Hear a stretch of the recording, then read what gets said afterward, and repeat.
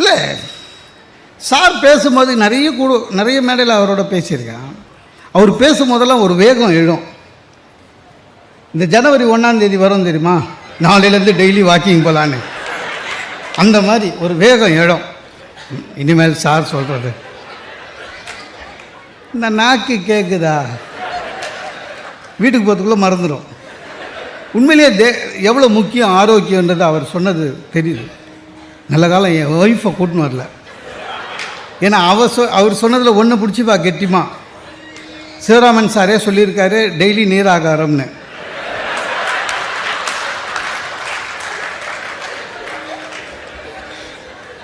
தப்பிச்சா.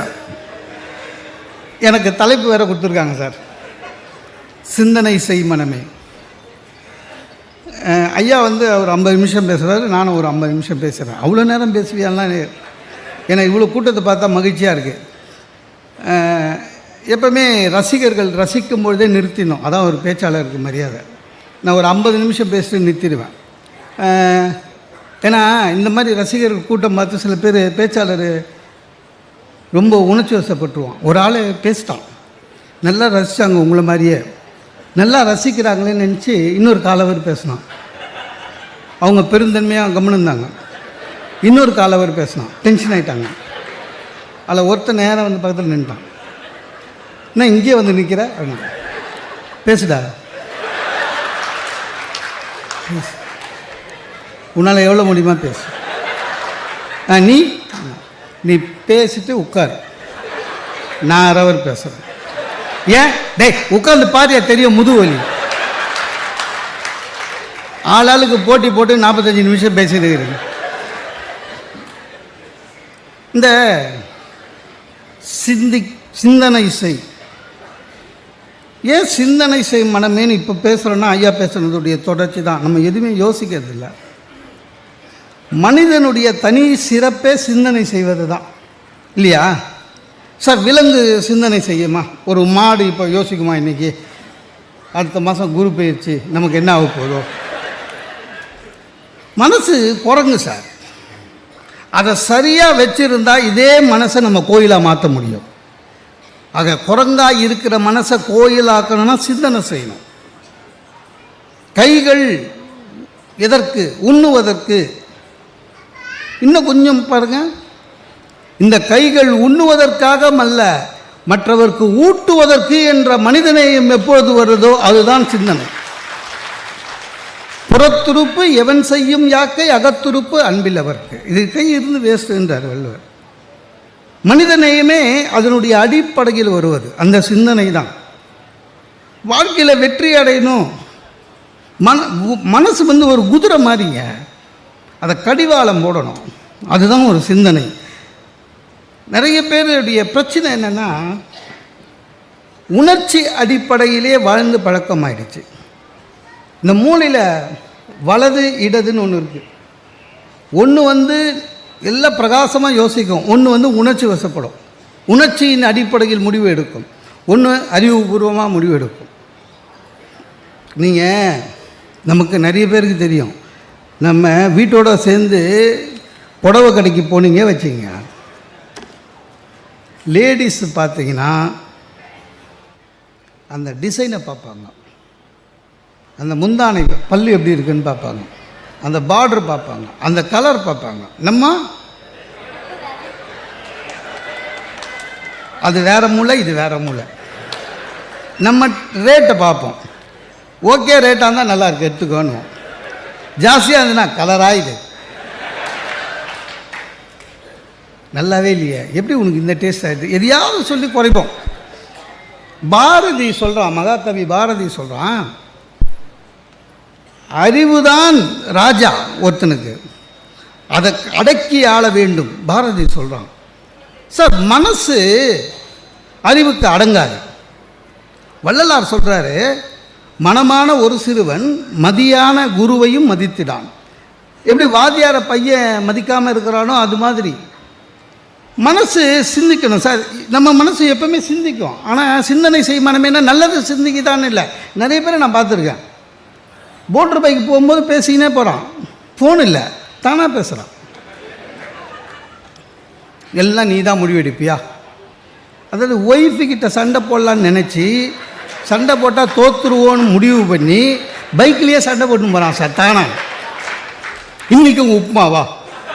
ஏண்டா யோசிக்கிறதுக்கு வேறு வேலையே இல்லையா? இன்றைக்கும் உப்புமாவா அப்படின்னு வேறு வழி இல்லை சார். எல்லாருக்கும் தான் தெரியுது. அந்த உப்புமாவை கண்டுபிடிச்சி ரவையை கண்டுபிடிச்சவன்னு சார்கிட்ட கேட்கணும். தாங்க முடியல. இல்லை, நல்லதை சிந்திக்கணும். நல்லதை சிந்தித்தா வாழ்க்கை முன்னேறும். நம்ம நிறைய பேருடைய பிரச்சனை என்னென்னா, யாருமே நிறைய பேர் நிகழ்காலத்திலேயே இல்லை. சில பேர் கடந்த காலத்தில் இருக்கான், சில பேர் எதிர்காலத்தில் இருக்கான். நிறைய பேர் நான் பார்த்துருக்கேன்.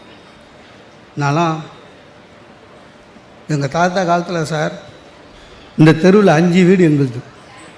இப்போ வாடகை வீட்டில் இருக்கிறான். முடிஞ்சு போச்சு, உங்கள் தாத்தாவோட முடிஞ்சு போச்சு. தாத்தா 5 வீடு வச்சுருந்தார். அவர் நிறைய வச்சுருந்ததுனால போச்சு எல்லாம். இவனுக்கு வெறும் வாடகை வீடு தான் வாச்சுது. சில பேர் இருக்கான் சார் எதிர்காலத்தில் இருப்பான். இன்றைக்கி இப்படி இருக்கேன்னு நினச்சிடாதீங்க சார், இன்னொரு 2 வருஷம் நம்ம லெவல்லே வேறு. இதையே 6-7 வருஷமாக சொல்லுங்கிறான் சார். ஆக நிகழ்காலத்தில் வாழணும், சிந்தனை செய்யணும். சரி, மரத்திலேருந்து பழம் கீழே தான் விழும் ஆண்டாண்டு காலமாக. நியூட்டன்னு ஒருத்தன் கீழே விழுந்த உடனே யோசிச்சாம்பார், சிந்தனை. ஏன் அதுதான் ஆப்பிள் ஏன் மேலே போல ஏன் கீழே இறங்குதுன்னு யோசித்தான். ஒரு மனிதனுடைய வித்தியாசமான சிந்தனை தான் இந்த உலகத்தினுடைய பரிணாம வளர்ச்சி. அது எந்த துறையாக இருந்தாலும் சரி, அதுதான். ஒன்றும் இல்லைங்க. ஒரு ஒரு ஒரு 150 வருஷத்துக்கிட்ட ஒரு ஊரில் நாடகம் நடத்துகிறாங்க. தெருவில் நாடகத்தில் ஹரிச்சந்திரன் நாடகம் நடக்குது. நிறைய பேர் பார்க்குறாங்க. அதில் ஒருத்தன் பார்க்குறான். அவன் பக்கத்தில் இருக்கிறவனை கேட்குறான், அந்த பாம்பு வந்ததே அது வாய் கட்டி இருக்குமா இல்லை விஷம் இருக்குமா? அவன் நினைப்பு அவ்வளோதான். இன்னொருத்தர் சொல்கிறான், இந்த சந்திரமதியாக நடிச்சுதாம்மா, அது எந்த கிராமம் அப்படின்னா அட்ரஸ் தெரிஞ்சிங்கன்னா போகலான்னு. ஆனால் ஒரே நாடகம்தான். அந்த கும்பலில் இருந்த ஒரு மனிதன் மட்டும் சிந்தித்தான். என்னென்ன இந்த நாடகம் நமக்கு என்ன சொல்லித் தருகிறது? வாய்மை என்பதை சொல்லித் தருகிறது. அதை நாம் கடைபிடிக்க வேண்டும் சிந்தித்ததனால்தான் வெறும் மோகன்தாஸ் மகாத்மா காந்தி ஆனார். அதான் இப்போ எல்லாருமே நம்ம கூட ட்ராவல் பண்ணுவோன்னு இப்போ நாங்கள் பேசுகிறோம் சார், நீங்கள் எல்லாருமே கவனிக்கிறீங்கன்னு அர்த்தமா? அப்படிலாம் இல்லை, இருக்கீங்க. நிறைய பேர் டைம் பார்ப்பீங்க. சட்னி அரைச்சிருப்பா, இப்போ கிளம்புனா சரியாக இருக்கும், இல்லை சப்பாத்தி ரெடியாக இருக்கும்.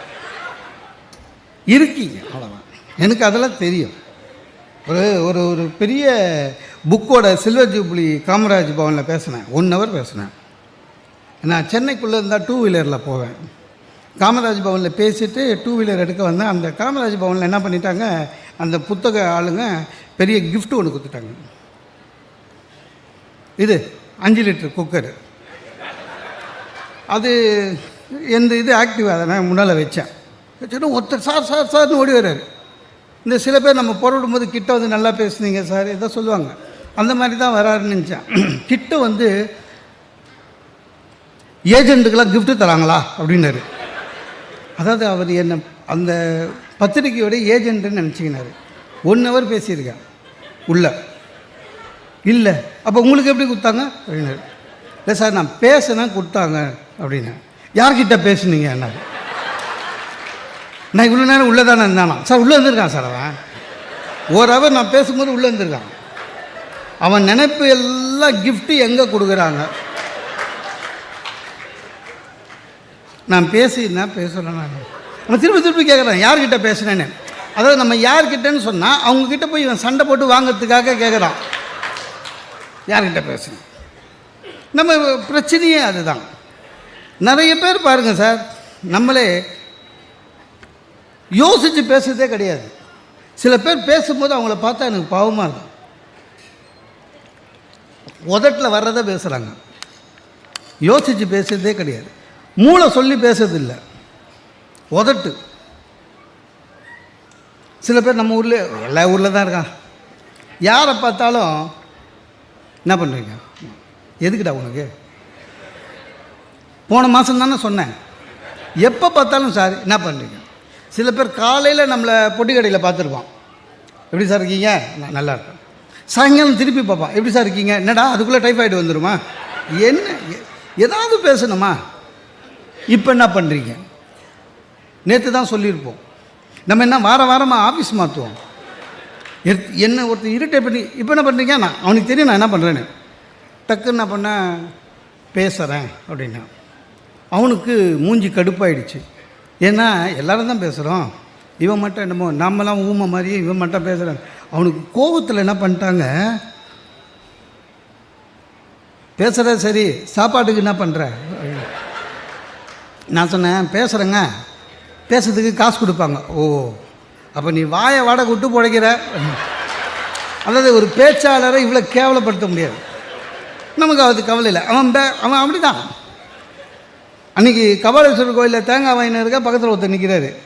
சார் நீங்கள், ஆமாம் சார், சிரிப்பாக பேசுவீங்க, ரொம்ப பிடிக்கும் சார் உங்கள் பேச்சு, ரைட் சார். அப்புறம் உங்களுக்கு மிமிக்ரி தெரியுமா சார் அப்படின்னாரு. ஏன் எனக்கு ஏங்க மிமிக்ரி தெரியுமா, இல்லை தெரியாது, ஏங்க என்ன, இல்லை மிமிக்ரி எனக்கு பிடிக்கும் அப்படின்னாரு. எனக்கு என்னென்ன பயம், அவருக்கு என்னென்ன பிடிக்கும்னு எனக்கு தெரியாது. நீ கம்பி மேலே நடப்பியா, சிங்கம் வாயில் தலை விடுவியா, என்ன எதிர்பார்க்குறாங்கன்னு தெரியல, எதையாவது பேசுறது. அதே மாதிரி சிந்திக்காமல் பேசுவதனால தான் நிறைய பிரச்சனை வருது. நிறைய பேருக்கு எதை பேசணும் எங்கே பேசணும்னு தெரியாது சார். ஏன்னா எல்லாம் பேசும்போது சொல்லுவோம் இடம் பொருள் ஏவல், அதெல்லாம் சொல்லுவோம், தெரியாது எங்கே எதை பேசணும். ஏன் கெட்டி மேலே அடிக்கிறோம் தெரியுமா, கல்யாணத்தில் வேறு எந்த சத்தமும் கேட்கக்கூடாது, வெறும் மங்கள சத்தம் தான் கேட்கணும். ஏன்னா நம்ம எங்கே எது பேசுகிறோன்னு தெரியாது, நசமாக போவோன்னு ஓரமாக போயின்னு ஒருத்தன். நிறைய பேருக்கு, பெரியவங்களுக்கும் தெரியல. அதுலேயும் சில இந்த உறவுக்காரங்களாம் இருக்காங்கல்ல, அதுலேயும் 60+, அந்த 60+ அவங்களுக்கு ஒரு பெரிய சுதந்திரம், அறிவுரை யாருக்கு வேணாலும் வழங்கலான்னு. உறவுக்காரனா இன்னும் மாட்டோம். கல்யாணத்தில் நடுவில் உட்காருவான் சார், போகிறவரெல்லாம் பிடிச்சி பேச்சு கொடுத்துனுப்பான். ஒரு பொண்ணு அழகா, ஒரு 18 வயசு பொண்ணு ஃபஸ்ட் கிளாஸாக மகிழ்ச்சியாக ட்ரெஸ் பண்ணின்னு குறுக்க முறுக்க போகுது. இங்கே வா, சரஸ்வதி பொண்ணு தானே நீ, ஆமாம் தாத்தா இருந்துச்சு, உனக்கு செவ்வாய் தோஷம்னு சொன்னாங்களே உங்கள் அம்மா, சரி பண்ணிட்டீங்க, அத்தோடு முடிஞ்சிச்சு. சத்தமாக அந்த பொண்ணு அத்தோடு முடிஞ்சிச்சு. அது அப்படியே ஓடி போய் பிரச்சனை தான். அது எல்லார் எதிர்க்கும் கல்யாணத்தில் தான் கேட்பான். இந்த பையன் போனா வச்சுங்க, டேங்களா சமசம் பையன் தானே நீ, ஆமாம் தாத்தா 20 அரியர்ஸ் வச்சுருக்கியாமே, முடிஞ்சு போச்சு. அவன் படித்து முடித்தவனை பார்த்தா ஒரு கேள்வி கேட்பானுங்க, வேலை கிடச்சிச்சா. வேலைக்கு போகிறவனை பார்த்தா ஒரு கேள்வி கேட்பான், இங்கே வா ப்ரமோஷன் எப்போ, இல்லை வச்சுங்க, கல்யாணம் ஆயிடுச்சான்னுவான். ஆயிடுச்சு சார். கல்யாணம் ஆனவனு தெளிவாக கேட்பானுங்க, சார் குழந்தை இல்லைன்னு வாங்க. அதாவது மனசாட்சியே இல்லாமல் பேசுகிறது அவங்களாம். ஒரு ஒரு ஒரு மனிதன் குழந்தை கல்யாணம் ஆகி 2 வருஷம் கழித்து குழந்தை இல்லைன்னா அவன் மனசு எவ்வளோ வேதனை இருப்பான்னு புரிஞ்சிக்காதவன் மனுஷனே இல்லை. அவங்ககிட்ட இவன் கேட்பான், சார் ஏன் அப்படின்னா, என்ன ஏன்னு கேட்பான். ஏன்னா ஏதாவது சொன்னான்னா இவன் டாக்டருக்கு பேராக சொல்லுவான், அந்த டாக்டரை பார், இந்த டாக்டரை பார், இல்லைன்னா அந்த கோயிலுக்கு போ, இந்த கோயிலுக்கு போ, அதுக்காக அலையிறான். குழந்தை பிறந்தது வச்சுங்க, குழந்தை பிறந்த என்ன குழந்தை, ஆம்பளையா, என்ன குழந்தை, பொம்பளையா, வேற என்னடா பிறக்கும்.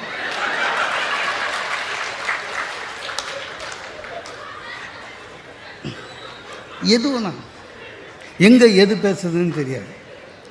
பேசுவதற்கு முன்னால் ஒரே ஒரு வினாடி சிந்தியுங்கள். உங்கள் பேச்சு நலமாக இருக்கும், உங்கள் பேச்சை கேட்பவர்கள் நலமாக இருப்பார்கள், இல்லைன்னா உங்கள் மேலே கோபப்படுவாங்க. ஒரு கிரகப்பிரவேசம் போனால் என்ன பேசணும் சார், அவன் வீடு கட்டுறதுக்கு எவ்வளோ அலைகிறான்னு கட்டுறவனுக்கு தான் தெரியும். கிரகப்பிரவேசம் போனோமா, கண்டிப்பாக ஒரு ஸ்வீட்டு, பொங்கல், வடை, இட்லி, காப்பி குடி, முடிஞ்சால் கவர் கொடு, இல்லை விடு, வாழ்க வளமுடன் வந்துரு. அவ்வளோதான் பண்ணணும். அது தயவுசெய்து இனிமேல் நீங்களாம் அதான் பண்ணணும். ஏன்னா சும்மா போய் கேள்வி கேட்கக்கூடாது. அவன் கடனை வாங்கி நொந்து இஎம்ஐ கட்டணும்னு வந்து உட்காந்துக்கிறான். வந்துருக்கப்பா சார், எவ்வளோ ஆச்சு, என்ன நீ கொடுக்க போறியா, என்ன எதுக்கு அந்த கேள்வி, எவ்வளோ ஆச்சு? அவன் வந்து இவங்கிட்ட சொல்லாமா வானாமா யோசிப்பான். கூட வேலை செய்கிற ஆஃபீஸ் பக்கத்து சீட்டுக்காரன் எவ்வளோ ஆச்சுன்னு கேட்டால் இவன் யோசிப்பான், சார் எவ்வளோன்னு சொல்கிறது. ஏன்னா அவனுக்கு தெரியும் நம்ம சம்பளம், இவன் மட்டும் எப்படி இவ்வளோ வாங்கிட்டான், அதெல்லாம் யோசிப்பான். ஏன்னா நம்மளை பற்றி மொட்டை கட்டாச்சு போகிறவனே பக்கத்து சீட்டுக்காரன் தான், அந்த பயம் இருக்கும். என்ன பண்ணுறதுங்க, எவ்வளோ ஆச்சு, கம்பி முறுக்கு கம்பி தானே, டேய் நீ என்ன பண்ண போகிற ஓ சார். நான் ஒரு ஃப்ளாட் வாங்கினேன் சார் ஃபஸ்ட் ஃப்ளோரில். என் ஒய்ஃப் சொன்னாங்க அப்போவே, கிரகப்பிரவேசம்லாம் ஒன்றும் வேணாம், கணபதி பூஜை பண்ணிட்டு போயிடலாம். நம்ம கேட்குறோமா கிரகப்பிரவேசம்னு? ஃபஸ்ட்டு கெஸ்ட்டு வந்தது எங்கள் மாமா, தாய் மாமா வந்தார். அதான் அந்த உறவு எதை பேச அதெல்லாம் ஒன்றும் கிடையாது. வந்தார், எவ்வளோ ஆச்சு வந்தார் மாமா, வேறு வழியில் சொன்னேன். அப்புறம் அது ஒரு டபுள் பெட்ரூமுங்க. இவர் இப்போ பசங்க வளர்ந்ததுன்னா இந்த சவுறு இடிச்சு பெருசாக்கலாமா என்ன, ஏன் அந்த சவுறு அந்த ஃப்ளாட்டுக்காரர் இருந்துன்னு, அப்போ இது அந்த ஃப்ளாட்டுக்காரர். அப்போ அது செகண்ட் ஃப்ளோருக்காரனுக்கு அதான் கிரவுண்டு அப்படின்னு, இது கிரவுண்ட் ஃப்ளோருக்காரனுக்கு அதான் சீலிங் அப்படின்னு. சார் அவர் ஒரு கேள்வி ஒன்று கேட்டார் சார், ஏண்டா 65 லட்ச ரூபா கொடுத்துட்டு இந்த சவுறு உண்டு இல்லைன்ற அந்த சவுறு உண்டு இல்லைன்ற, 65 லட்ச ரூபாய்க்கு உண்டு என்னது தாண்டா வாங்கினேன்னாரு. சார் ஒரு நிமிஷம் நாளே பயந்துட்டேன் சார், ஒருவேளை ஏமாந்துட்ட போல. ஒரே செகண்டில் அவ்வளோ விட்டாதாக்கிட்டார். இத்தனைக்கும் அவர் படிக்காதவருங்க, ஸ்கூல் போகாதவர். ஒரு கேள்வி கேட்டார் பாருங்க, ஆமாம் இந்த ஃப்ளாட்டு வாங்கினீங்க லேண்டில் எவ்வளோ வரும்னு தெரியல, ஏன்னா திடீர்னு பூகம்பம் 8.5 ரிக்டர் வந்தால் என்ன பண்ணுவேன்னு இருக்கு. எனக்கு என்ன ஆச்சரியன்னா, அப்புறம் அவசகுணமாக பேசுறது கூட ஆச்சரியம் இல்லை, அதாவது என்னை காலி பண்ணுறதுக்குன்னே படித்தவங்ககிட்ட கேட்டு வந்துருக்காரு. ஏன் சார் இந்த ரிக்டர்னு பேசுகிறதெல்லாம் படித்தவனுக்கு பேசுறது, ரொம்ப பொது அறிவு இருக்கிறவன் பேசுறது. இல்லைன்னா மழையை வந்து சென்டிமீட்டராக கணக்கு போடுவோம், இல்லை பூகம்பத்தை ரிக்டராக கணக்கு போடுவோம். இவர் யார்கிட்டே கேட்டு வந்திருக்காரு என்னை காலி பண்ணுறதுக்குன்னு. அப்படியும் ஒன்றும் இல்லை, அப்படியும் வந்தார். சார் என்னோடய ஃப்ளாட்டு கட்டின இன்ஜினியர் கும்பிட்ணும் சார். சாதாரணமாக லிஃப்ட்டை விட்டு இறங்குனா ஒரே சமமாக தான் தரம் இருக்கும். ஆனால் எங்கள் இன்ஜினியரு ஒரு நல்லது சும்மா கலையாக பண்ணணுன்னு ஒவ்வொரு ஃப்ளாட்டுக்கும் ஒரு வாசப்படி மாதிரி வச்சார், குட்டி வாசப்படி 1 2. இங்கே வந்து நின்ட்டார், டேய் இந்த ஃப்ளாட்டு வாஸ்துவில் கட்டினதா அப்படின்னாரு. ஆமாண்ணே. இல்லையே இவர், ஏமாம்மாண்ணே. இல்லை இல்லை சீன வாஸ்துபடி இது தப்புன்னாரு. நான் சொன்னேன், நான் என்ன பீச்சிங்லையா கட்டியிருக்கிறேன். அது கூட சொன்னார், அதுக்கு இல்லைடா, எப்போவுமே படிக்கட்டுன்றது லாபம் நஷ்டம் லாபம் அப்படி தான் இருக்கணும் வாஸ்துப்படி. உன் வீடு வந்து லாபம் நஷ்டம்னு இருக்குது, அதனால் எல்லாம் கிரகப்பிரவேச அன்றைக்கி பேசுகிறான். என் ஒய்ஃபு பயந்து சொல்கிறா, எங்கள் படிக்கட்டு இன்றைக்கே இடிச்சிடலாமான்னு. எது கிரகப்பிரவேசம் இன்றைக்கே இடிச்சிடலாமான்னா. நான் சொன்னேன் இடிக்காதேன்னு. நம்ப மாட்டேங்க சார், அதனால் சொல்லிட்டு போயிட்டார். அது பொய்யோ கையோ, ஆனால் லிஃப்ட்டை விட்டு என் ஃப்ளோரில் இறங்கினோடனே எங்கள் மாமா தான் ஞாபகம் வருவார். லாபம் நஷ்டம் லாபம் நஷ்டம். இடிக்கவும் இல்லை, மனசு வர மாட்டேது இடிக்கிறதுக்கு. இப்போ ஒன்றும் இல்லைங்க, நான் போய் படிக்கட்டுக்கிட்டு நிற்பேன், மாமா ஞாபகத்துக்கு வருவார். எதுக்கு பிரச்சனை, ஒரே தவு கங்காரு மாதிரி எக்ஸசைஸுக்கு எக்ஸசைஸாக ஆச்சு இல்லையா, சரியாக போச்சு. அதாவது எது பேசக்கூடாது. ஒரு ஹாஸ்பிட்டலில் போனால் பேஷண்ட்கிட்ட என்ன பேசணும் தெரியாது. அவன் பாவமாக ஒரு 7 நாள் இருந்திருப்பான். இவன் கடைசி டிஸ்சார்ஜ் அன்றைக்கி இவன் இந்த காஞ்சி போன சாத்துக்குடி எடுத்து போவான். இந்த ஆஸ்பத்திரியில் சேர்ந்த இங்கே கிட்னி திருடுவானுங்களே அப்படின்ட்டான். அவன் வயிறெல்லாம் தொட்டு பார்க்குறான். அதாவது என்ன பேசுகிறோம், எந்த பேசுகிறோம் ஒன்றும் கிடையாது. சரி என்ன பேசுனாலும் உங்கள் குடும்பத்தில் பேசுனா கூட சிந்திச்சு பேசணும். ஒய்ஃபுக்கிட்டே பேசுனா கூட லொடலோடன்னு உளரக்கூடாது. ஹஸ்பண்டுக்கிட்ட பேசினாலும் லொடலோடன்னு உழக்கூடாது. இது பேசுனா இவர் இப்படி புரிஞ்சுப்பாருன்னு நம்மளுக்கு தெரியணும். ஒய்ஃப் வந்து இப்படி பேசினா அவங்க அப்படி தான் புரிஞ்சுப்பாங்கன்னு நமக்கு தெரியணும். என்ன ஒன்று, கல்யாணம் முதல் வருஷம் ட்ரைனிங் பீரியட் மாதிரி, அப்புறம் தெரிஞ்சுப்போம். இப்போ நம்ம ஒய்ஃப் நின்னாலே நம்மளுக்கு தெரியுதுல எதுக்கு நிற்கிறாங்க. அதில் ஒரு ஆராய்ச்சி தான். சரியா? ஒன்றும் இல்லைங்க, இந்த கொரோனா காலம் வந்தது, சார் கூட சொன்னார், வீட்டில் மாட்டி செத்து சுண்ணாமானம் இல்லை, இன்னும் இருந்தாலும் ஆஃபீஸுக்கு போகிற மாதிரி வராது சார். 10 மணி நேரம் நிம்மதி. உங்கள் அம்மா சரியில்லை, உங்கள் ஒய்ஃப் சரியில்லை, இந்த 2 பிரச்சனையும் இல்லை. 10 ஹவர் ஆஃபீஸுக்கு போனோமா, டெலிஃபோன் ஆப்ரேட்டர் பார்த்தோமா, டைப்பிஸ்ட்டை பார்த்தோமா, நிம்மதியாக வேலை செஞ்சோமா, வந்து முடிஞ்சிச்சு. இந்த வீட்டுக்குள்ளே அந்த கொரோனா காலத்தில் ஐயோ அப்பா எவ்வளோ கஷ்டம் சார். என்ன கேள்வி வரோன்னே தெரியாதுங்க. திடீர்னு ஒரு நாள் என் ஒய்ஃபு கேட்குறா, உங்கள் ஆஃபீஸில் சுமாராக எவ்வளோ லேடிஸு அப்படின்னா, என்னன்னு சொல்லுவீங்க? 67. எடுத்தவொன்னே சொன்னோம்னா முடிஞ்சு போச்சுன்னு அர்த்தம். 67 பேருக்கு சொன்னவொடனே டான்னு சொல்கிற அப்படின்வாங்க. யோசிக்கணும். நான் சொன்னேன், என் ஆஃபீஸில் எல்லாமே சுமாராக தான் இருப்பாங்க அப்படின்னு. இல்லை எத்தனை லேடிஸ்? ஆக்சுவலாக அவளுக்கு தெரியாது, அவ்வளோ பேர் ஜாதகமும் நம்மளுக்கு தெரியும்னு. தெரிலம்மா, ஒரு 7-8 பேர் இருக்கும், என் செக்ஷனில் 7 பேர், அவ்வளோதான். ரொம்ப கஷ்டம். அழகாக சார் யோசிக்கணும் சார். ஒரு பாராட்டுறதா இருந்தால் கூட யோசிக்கணும். இல்லாதது பொல்லாத பாராட்டினா மாட்டிக்குவோம் இல்லை. இப்போது சீரியல் பார்க்குறாங்க லேடிஸு, பார்க்காதீங்கன்னு சொன்னோம், கேட்க போகிறதில்ல, அதனால் விட்டேன். ஏன்னா நம்ம வீட்டிலே கேட்கல, என்ன மாதிரி சீரியல் தான். எனக்கு என்னமோ அந்த சீரியல் ஓடிச்சுனாலே பிபி வரும் எனக்கு. நான் வீட்டுக்கு போகிறேன், ஒய்ஃப் சீரியல் பார்த்துன்னுக்குறாங்க.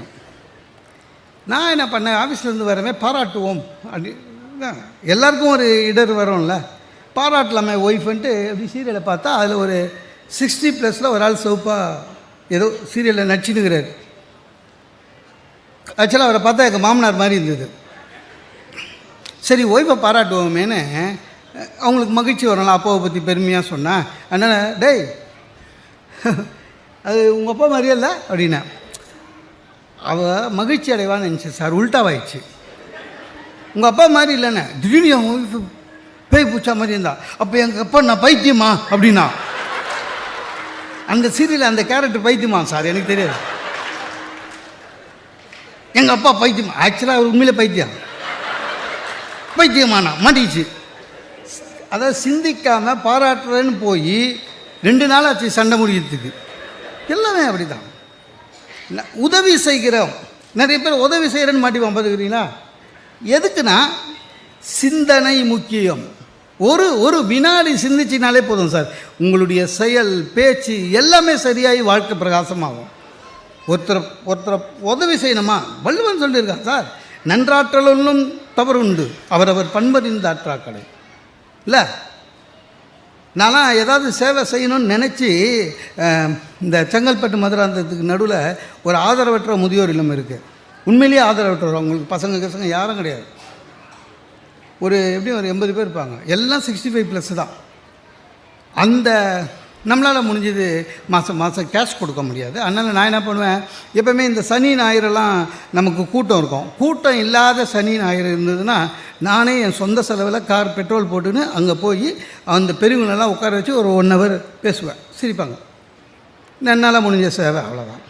நீங்கள் நம்ப மாட்டீங்க, கொரோனா காலத்தில் பாஸ் வாங்கிட்டு போய் பேசியிருக்கேன். என்னால் முடிஞ்ச சேவை அவ்வளோதான். நல்லா தான் போயிட்டு இருந்தது. அங்கே ஒன்றும் கிடைக்காது, அவங்களாம் ஆசீர்வாதம் பண்ணுவாங்க, வாங்கிட்டு வந்துடணும், பேமெண்ட் கிடையாது, ஒன்றும் இல்லை, சேவை. ஒரு 4 மாதம் முன்னாடி போனேன், பேசினேன். ஒரு பெரியவர் கூப்பிட்டார், போனேன், தலையில் கை வச்சார், நல்லாரு நல்லா. அவர் நீ வர அன்றைக்கி ரொம்ப நாங்கள் சந்தோஷமாக இருக்கோம், நீ போயிடுவல்ல, போயிட்ட பிறகு நீ என்ன சொன்னியோ அதெல்லாம் நாங்கள் சொல்லி சிரிச்சுப்போம், ரொம்ப சந்தோஷம் அப்படின்னாரு. ரொம்ப நன்றிங்க ஐயான்னு. அடுத்தது சொன்னார், ஆனால் உங்கள்கிட்ட ஒரு கெட்ட பழக்கம் அப்படின்னாரு. என்னங்க ஐயான்னு. இல்லை, நீ உன் இஷ்டப்பட்டு வர, இஷ்டப்பட்ட நாள் வர, நீ பேசாமல் எங்களுடைய தங்கிடு. சார் ஆதரவற்ற முதியோர் இல்லம் சார், நீ எங்களோட தங்கிடு. அந்த காப்பாளர்கிட்ட போனேன், மாதம் என்னால் முடிஞ்ச பணம் கொடுத்துட்றேன். இனிமேல் இந்த பக்கம் வரமாட்டேன். இவனுங்க கண்டிப்பாக எனக்கு அட்மிஷன் போட்டுருவாங்க போல. நல்லது செஞ்சால் கூட பிரச்சனை வரும் சார். நான் இன்னொரு இதில் ரொம்ப பெருசாக மாட்டியிருக்கேன். இந்த ஸ்கூட்டரில் மெட்ராஸில் எத்ராஜ் காலேஜ் தெரியும்ல, அது மவுண்ட் ரோட்லேருந்து லெஃப்ட் எடுத்து எத்ராஜ் வழியாக போகிறேன். எக்மோர் போகணும். அப்போ பார்த்தா ஒரு பொண்ணு காலேஜ் கேர்ள் என் கண் எதிர்க்க ஒருத்தன் பைக்கில் அந்த ஹேண்ட்பேக்கை பிடின்னு போகிறான். பைக்கில் போயிட்டான். நான் போகிறோம், அங்கிள் அங்கிள் என்னம்மா பேக்கை பிடின்னு போயிட்டான் அங்கிள். ரொம்ப பாவமாக இருந்தது. Second year படிக்குதான்.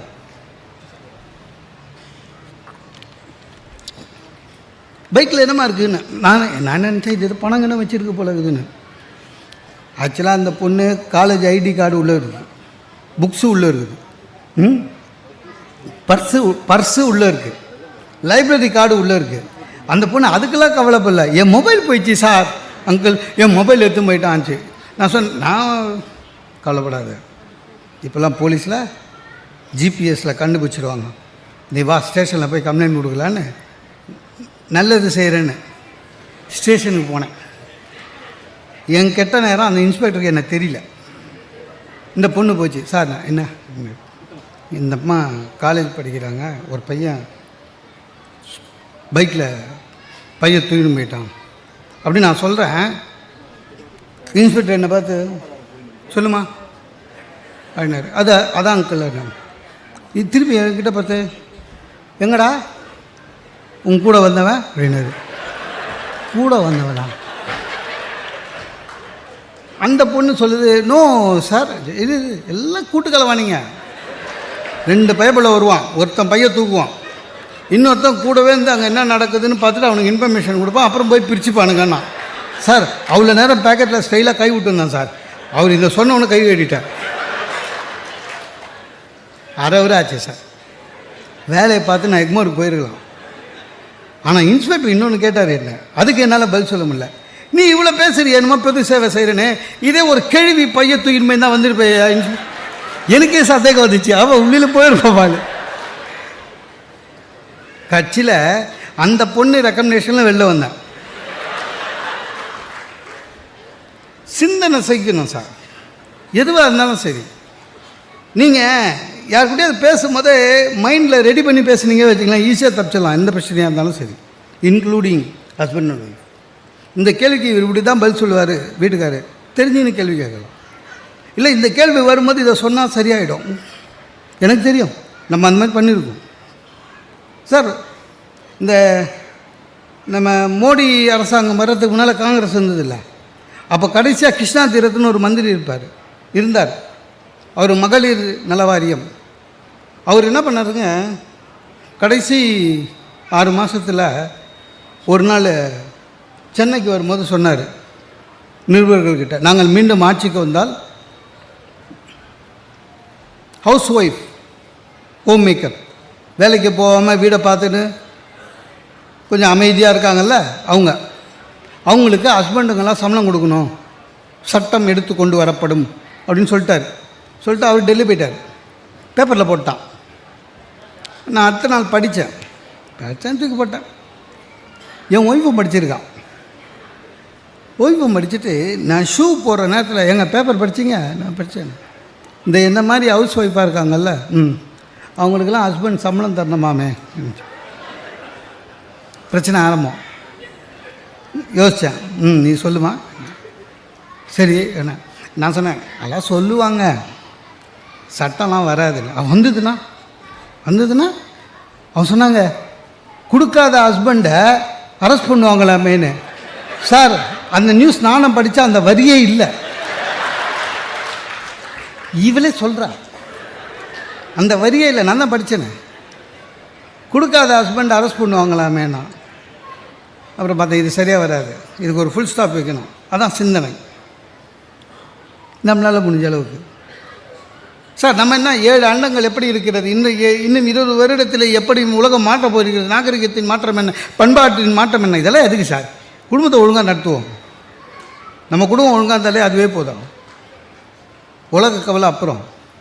நான் என்ன பண்ணேன், சரி இது இப்படியே சரி வராது சொல்லுமா. இல்லைங்க சட்டம் வந்தால், நான் சொன்னேன் சட்டம் வந்தால் கொடுத்தணும். இல்லை அதுக்கு இல்லைங்க, சம்பளம்னு கொடுத்தீங்கன்னா பிஎஃப்லாம் பிடிப்பீங்களா அப்படின்னா.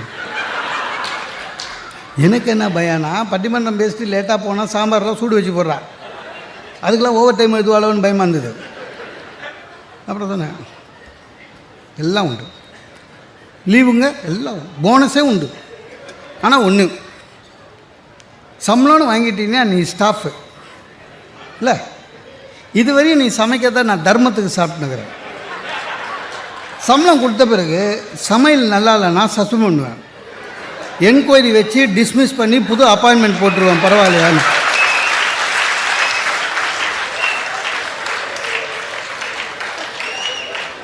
அதுக்கப்புறம் அதை பற்றி பேச்சே இல்லை.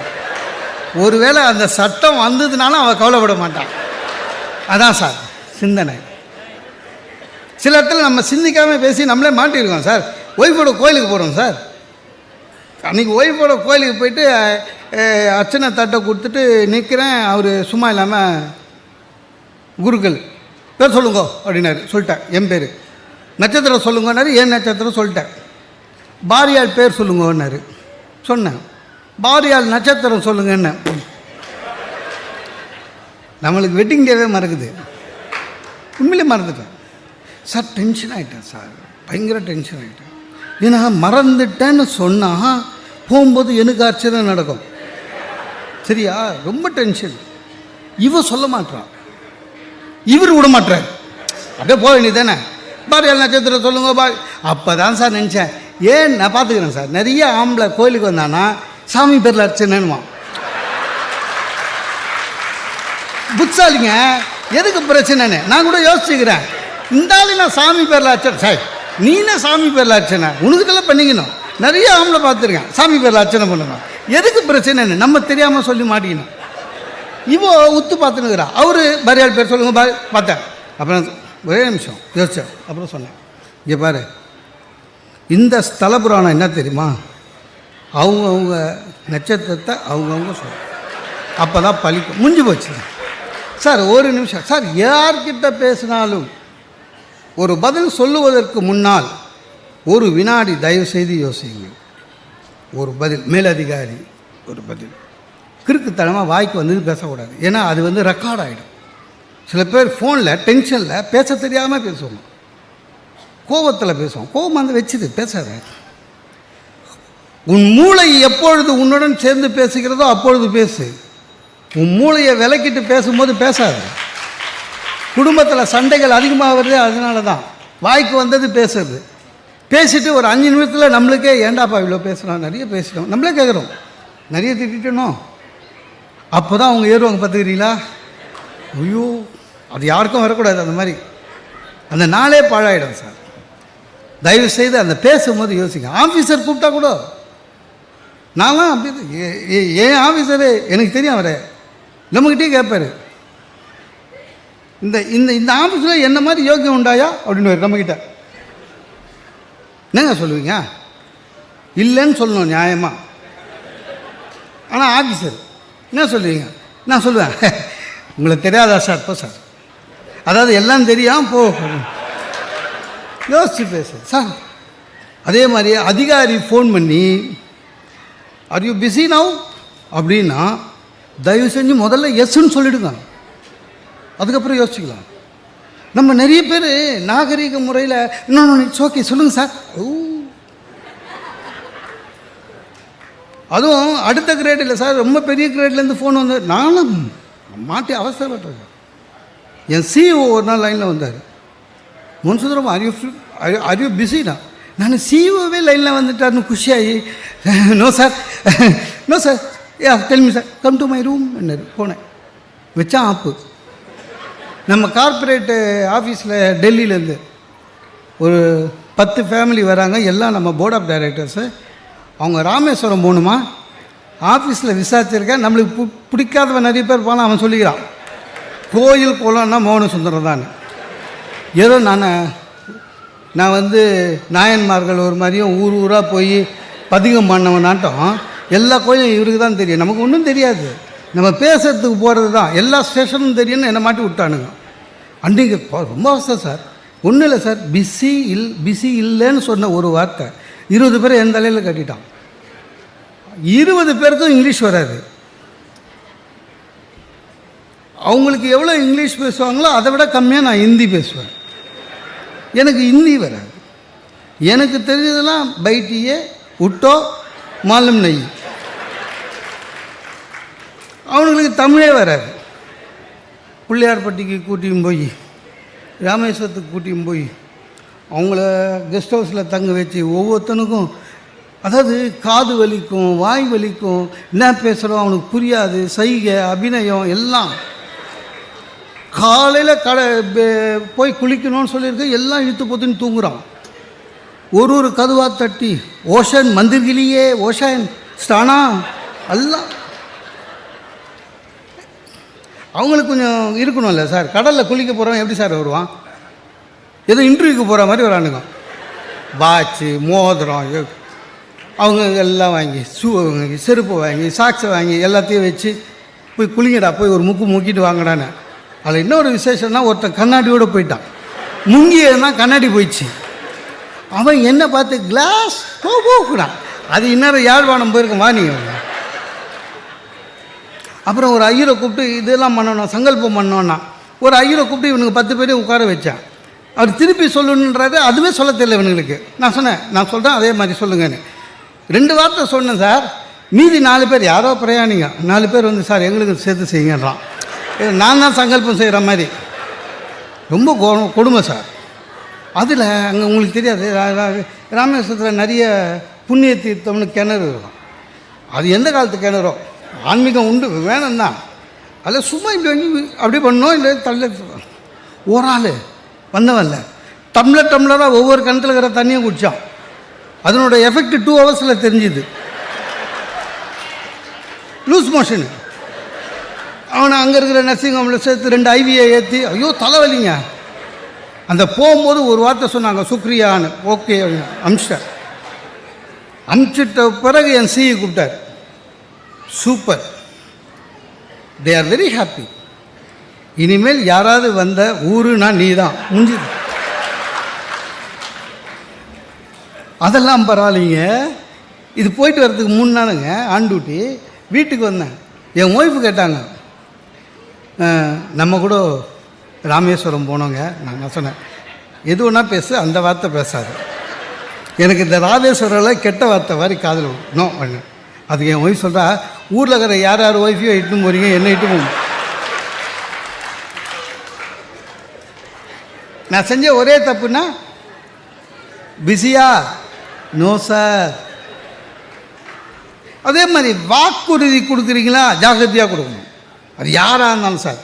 ஒருத்தருக்கு ப்ராமிஸ் பண்ணும்போது யோசிங்க. உடனே உணர்ச்சி வசப்பட்டு நான் இருக்க காப்பாற்றுறேன் அப்படின்னா ஒரு 500 ரூபா கொடுக்கணும். உணர்ச்சி வசப்பட்டு வீட்லேயே என் பையன் சின்ன பையனாக இருக்கும்போதெல்லாம் ஒரு 7 வயசு வீட்டுக்கு வந்தோன்னா ஒய்ஃபு ரொம்ப டென்ஷனாக இருப்பாங்க. என்னென்ன சமையல் பண்ணணும், இது பண்ணணும், அது பண்ணணும், குழந்தைய பார்த்துக்கணும்.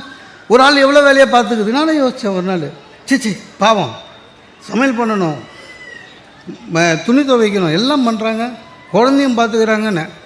ஆனால் சிந்திக்காமல் என்ன பண்ண, ஒரு வாக்குறுதி கொடுத்தேன். என்னென்னு, நானும் 5 மணிக்கு ஆஃபீஸ்லேருந்து வரேன்ல, குழந்தைய அதுக்கப்புறம் நான் பார்த்துக்கிறேன்னு.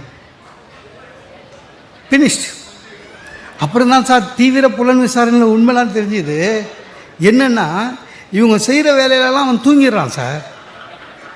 அவன் தூங்கி 5 மணிக்கு ஃப்ரெஷ்ஷாக வாழ்தனம் காமிக்கிறதுக்கு ரெடி ஆகலாம் பாரு, அப்போ தான் நம்மக்கிட்ட வரான். இவங்க 5 மணிக்கு டிவி கிட்டே போயிடுறாங்க. அவனை தூங்க வச்சிருது மத்தியானம் நல்லா ஃப்ரெஷ்ஷாக. அவன் நல்லா தூங்கிட்டு பிரிஸ்காக இருக்கான் வாழ்தனம் பண்ணுறதுக்கு. சோஃபா மேலே ஏறுவான், எஸ்கிமோ மாதிரி நடப்பான், அந்த மார்க்கர் எடுத்து செவரு ஃபுல்லாக கருக்குவான். அது இல்லாமல் இன்னொரு பிரச்சனை, தூக்கி வச்சுக்கணும் அவனை. நம்ம குழந்தை தான், ஆனால் ஒரு 8 கிலோ தூக்க முடியல, தூக்கி வச்சுக்கணும். அதில் இன்னொரு பிரச்சனைனா, தூக்கி வச்சுன்னு வீட்லேயே இருக்கணும். நான் அப்படி தூக்கி வச்சுன்னு எதிர்க்க போய் அந்த ஆண்டி வர்றா டாட்டா சொல்லு ஆண்டிக்கு. ஒரு ரிலேஷன்ஷிப்புக்கு நம்ம லெவலில் ஒரு பிஆர் பண்ணுவேன். ஆண்டி பேர் ஆண்டிக்கு டாட்டா சொல்லு, ஆண்டிக்கு டாட்டா சொல்லு. ஒன்றுலாம் ஓன்னு அழுவான். ஏன்டானா அவனுக்கு வந்துல இடுப்பு என் இடுப்பில் இருக்கணுங்க. ஆனால் அவங்க அம்மா கிட்டே நின்றுங்கன்னு அவங்க அம்மா மூஞ்சியே பார்க்கணும். அவனுக்கு அது அம்மா பிடிக்குது.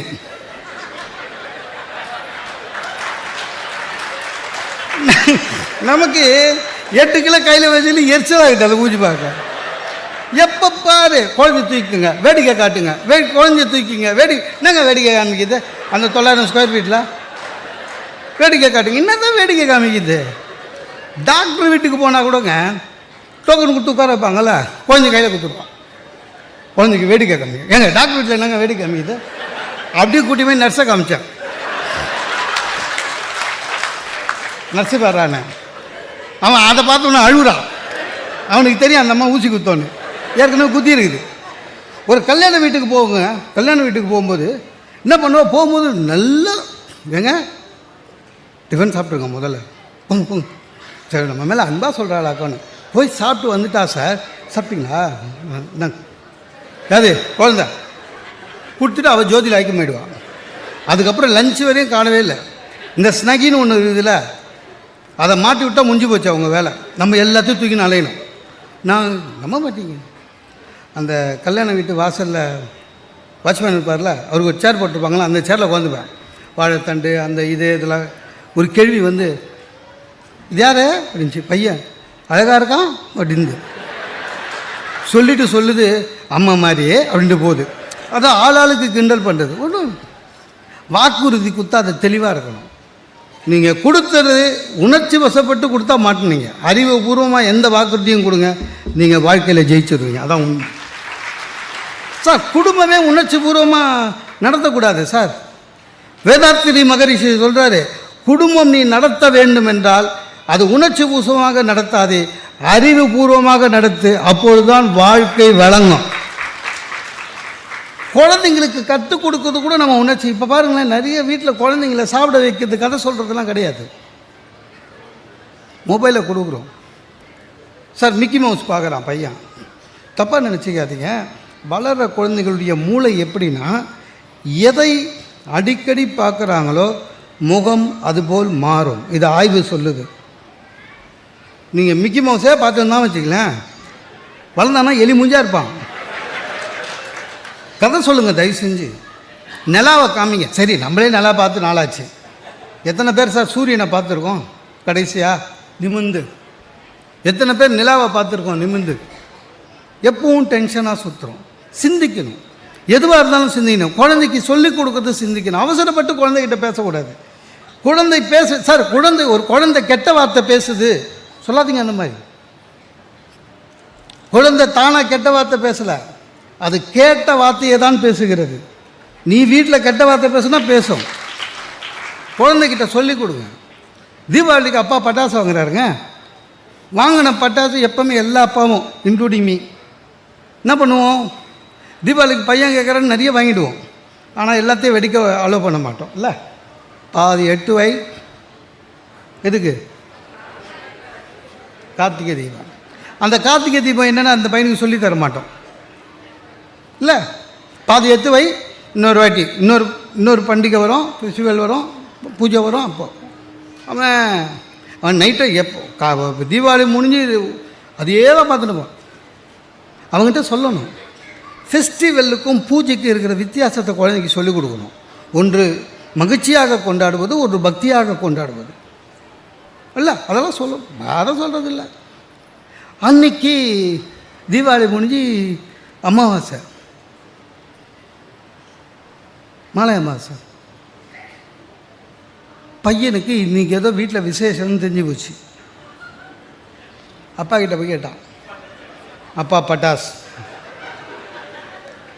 இன்றைக்கி வெடிக்கூடாது, நீ தானே சொன்ன பூஜை அன்றைக்கி வெடிக்கலாங்க. ஏன்னா அவனுக்கு சொல்லித்தரல வெடிக்கக்கூடாது. அப்போ எப்போ தான் வெடிக்கிறது அப்படின்னா, நம்ம தான் உணர்ச்சி வசப்பட்டு பேசுவோமே, நான் செத்தா வெடிப்போ அப்படின்னா. பையன் சொல்கிறான், அதுக்குள்ளே நம் திருமேன்றான். அவங்க கவலை அதுதான், அதுக்குள்ளே நம் திருமேன்றான். இப்போ தான் தெரியுது ஏன் சில பேர் செத்தா பசங்க சாவுக்கு பின்னால் பட்டாசு வெடிக்கிறாங்கன்னு. அவங்க அப்பா சொல்கிறத நிறைவேற்றினுங்கிறாங்கன்னு அர்த்தம். சார், எதையுமே சொல்லிக் கொடுக்கணும் சார். வீட்டில் பொய் சொல்கிறது நிறுத்தணும். முதல்ல உணர்ச்சி வசப்பட்டு பொய் சொல்கிறது மாட்டிப்போம்.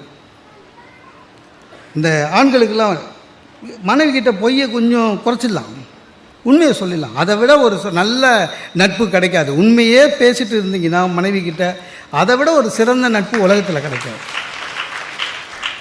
பொய் சொல்லி, சார் நம்மளாம் எவ்வளோ படித்தவன், MBA படிச்சிருக்கோம், இவ்வளோ எக்ஸ்பீரியன்ஸ் இருக்குது, நமக்கு இருக்கிற மேலதிகாரி எவ்வளோ படித்தவன், நம்மளோட எக்ஸ்பீரியன்ஸ் அதிகம், நம்மளோட படிப்பு அதிகம். ஆனால் நம்ம சொல்கிற பொய்யை அவன் நம்புகிறான் சார். இல்லை, எத்தனை பேருக்கு டிகிரி கொடுத்துருக்கோம், வீட்டிலங்க நம்மளோட கம்மியாக படிச்சிருக்காங்க, ஆஃபீஸ் எக்ஸ்பீரியன்ஸே கிடையாது, ஹவுஸ் ஒய்ஃப். ஆனால் அவங்க கண்டுபிடிப்பாங்க பாருங்கள், மாட்டிப்போம். போய் சொல்லவே முடியாதுங்க, மூஞ்சி பார்ப்பாங்க, க்ளீனாக கண்டுபிடிப்பாங்க. ஒருத்தன் நம்மளுக்கு இந்த ஆண்களோட பிரச்சனைன்னா சரியாக பேச வராது. சாதாரணமாகவே பெண்கள் சாதாரணமாகவே நல்லா பேசுவாங்க. இந்த சண்டைன்னு வந்துச்சுன்னா நம்மளுக்கு பேச்சே வராது. பார்த்துக்கிறீங்களா, குடும்பத்திலே சண்டை வந்ததுன்னா சண்டை ஆரம்பத்திலே கேட்பான், நீ லாஸ்ட்டாக என்னென்ன சொல்கிற அப்படின்வான். டேய் இன்னும் சண்டையே ஆரம்பிக்கலடா, லாஸ்ட்டாக என்ன சொல்கிறேன்னுவான், ஏன்னா அவனுக்கு முடியணும். ஆனால் லேடிஸ் அப்படி இல்லை, அவங்க சாதாரணமாக நல்லா பேசுவாங்க. சண்டைன்னு வச்சுங்க, கீப்பு கீமு எல்லாம் வரும். அன்றைக்கி நீங்கள் திட்டினீங்களே என்ன ஸ்கூட்டர் எடுக்கும்போது நமக்கு பயமாக இருக்கும். டெய்லி தான் திட்டுறோம், மைண்டு வயசு என்னைக்கு கேட்டுதுன்னு. ஒருத்தன் சார் சாதாரணமாக ஞாயிற்றுக்கிழமை 10 மணி வரையும் தூங்குறவன், அன்றைக்கி திடீர்னு பார்த்தீங்கன்னா காலையில் 7 மணிக்கு எழுந்துக்கிறான். எழுந்து ஷேவ் பண்ணுறான், ஞாயிற்றுக்கிழமை ஷேவ் பண்ணுறான் அப்படின்றான், ட்ரிம் பண்ணுறான், இன் பண்ணான், ஃபஸ்ட் கிளாஸாக ஷூ பாலிஷ் போடுறான். இவளுக்கு சந்தேகம் வந்துச்சு. ஏன்னா ஞாயிற்றுக்கிழமையில் சாதாரணமாக 11 மணி வரையும் லுங்கியோடு தூங்குறவன் ஒன்றுமே சொல்லாமல் கிளம்புறான். இந்த அம்மா என்ன பண்ணிச்சு, எங்கங்க என்னையா கேட்ட, பொய் சொல்லும் போது நம்ம ஆளுக்கு பேச்சு வராது. அது இல்லாமல் பொய் சொல்லும் போது சத்தமாக பேசுவானுங்க, பார்த்துக்கிறீங்களா. என்னது என்னையா கேட்ட, டாய் உன்னை தான் கேட்குது சொல்லிட்டா, என்னையா கேட்ட உன்னை தான் கேட்குது சொல்லு. நான் வந்து சேர்மன் டெல்லியிலேருந்து வர்றாரு, ரிசீவ் பண்ண போகிறேன். பொய், அவளுக்கு தெரியும் பொய்ன்னு. நீ பொய் சொல்கிறேன்னா சண்டை பெருசாக இருக்கும். அவங்க எவ்வளோ புத்திசாலிங்க லேடிஸு, டக்குன்னு எப்படி வர்றாரா, சரி சரி சேர்மனா சரி, அந்த மாதிரி என்ன பண்ணிடுச்சு, விளையாடின்னு இந்த பையனை கூப்பிடுது, டே இங்கே வா அப்படின்ச்சு. பிளேன் கிட்ட இருந்து பார்க்கணும், நீ அப்பா ஏர்போர்ட்டு போகிறார் கூட போனுச்சு. அப்போ நீ என்ன நம்புற, அப்போ நம்ப, டே நம்மள அனுப்புது. உண்மையை சொல்லு, எதுவாக இருந்தாலும் சரி, எதுவாக இருந்தாலும் சரி, நீங்கள் உணர்ச்சி வசப்பட்டு பேச ஆரம்பிக்கும் பொழுதே வாழ்க்கை தோல்வியில் ஆரம்பிக்கும். எது பேசுவதனாலும் கொஞ்சம் சிந்தித்து பேசுங்க.